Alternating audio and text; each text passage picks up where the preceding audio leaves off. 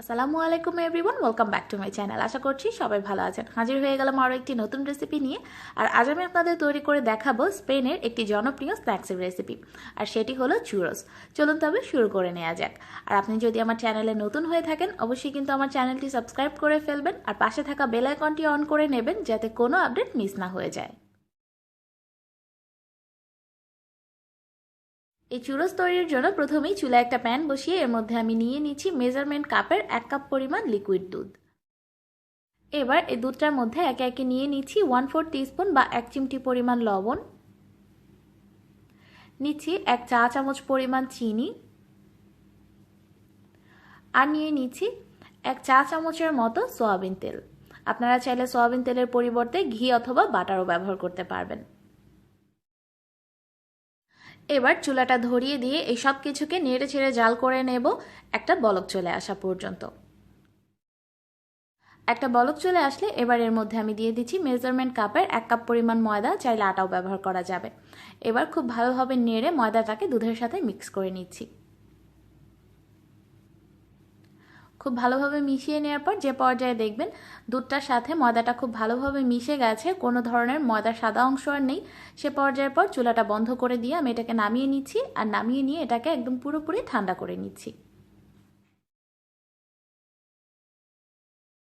ময়দার মিশ্রণটাকে ফ্যানের নিচে রেখে আমি খুব ভালোভাবে উল্টে পাল্টে ঠান্ডা করে নিয়েছি। অবশ্যই হাত দিয়ে চেক করে নেবেন যে পুরোপুরি ঠান্ডা হয়েছে কিনা।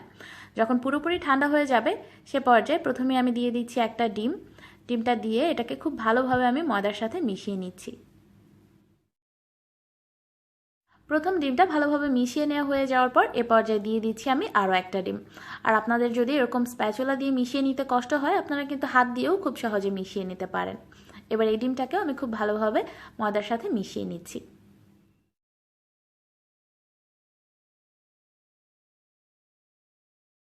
দ্বিতীয় ডিমটা মিশিয়ে নেওয়ার পরে দেখুন ডোটা কতটা পাতলা হয়ে গেছে। আর ডোটা কিন্তু অবশ্যই এরকম পাতলা রাখতে হবে।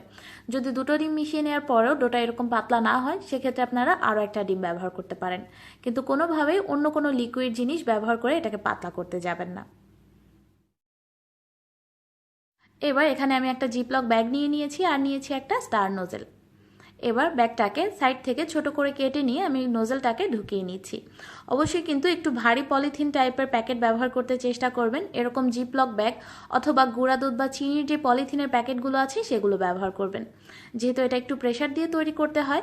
যদি পাতলা ব্যাগ ব্যবহার করেন তাহলে কিন্তু খুব সহজেই ছিঁড়ে যাবে।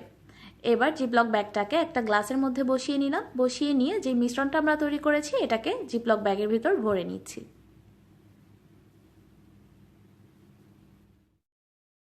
এবার চুরোসগুলোকে ভাজার জন্য চুলায় একটা প্যান বসিয়ে তাতে পর্যাপ্ত পরিমাণ তেল নিয়ে আমি তেলটাকে গরম করে নিয়েছি। প্রথমেই চেক করে নেব তেলটা ঠিকভাবে গরম হয়েছে কিনা। যদি একটা টুথপিক ধরার পরে দেখেন এরকম বুদবুদ বের হয়েছে, এর মানে তেলটা ভালোভাবে গরম হয়ে গেছে। এবার আমি তেলের মধ্যে চুরুসগুলোকে তৈরি করে নিচ্ছি। একটু প্রেসার দিয়ে চাপ দিলেই দেখবেন খুব সুন্দরভাবেই নোজেলটা দিয়ে চুরুসগুলো বের হয়ে আসবে। আপনাদের যদি এভাবে তৈরি করাটা ঝামেলার মনে হয়, তাহলে আপনারা চামচ কিংবা হাতের সাহায্যে গোল বা অন্য যে কোনো শেপেই এটাকে তৈরি করে নিতে পারবেন।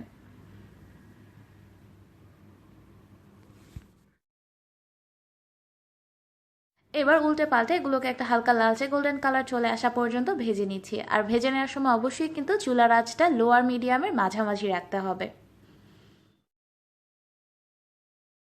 বেশ কিছুক্ষণ ভেজে নেওয়ার পর যখন এর মধ্যে এরকম সুন্দর একটা লালচে গোল্ডেন কালার চলে আসবে, সে পর্যায়ে এগুলোকে আমি তেল থেকে তুলে নিচ্ছি।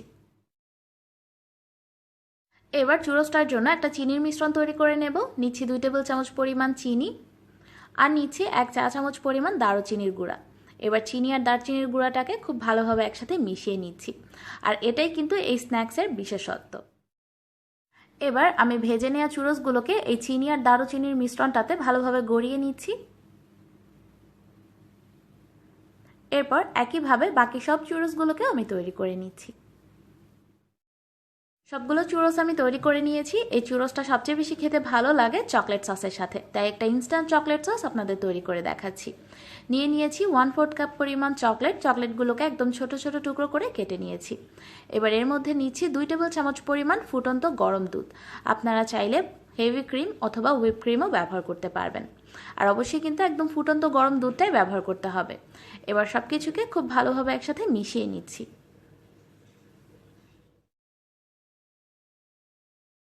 খুব ভালোভাবে নেড়ে চকলেটটাকে দুধের সাথে মিশিয়ে নিলেই চকলেট সসটা একদম রেডি। তৈরি হয়ে গেল দারুণ মজার একটি স্ন্যাক্স চুরোস। যদি ভিন্নধর্মী স্বাদ পেতে চান তাহলে অবশ্যই কিন্তু একবার ট্রাই করে দেখবেন। আশা করছি আজকের রেসিপিটি আপনাদের ভালো লেগেছে। এই রেসিপিটি ভালো লাগলে লাইক কমেন্ট শেয়ার করতে একদমই ভুলবেন না। আজ এ পর্যন্তই, সবাই ভালো থাকবেন, আমার জন্য দোয়া করবেন। আল্লাহ হাফেজ।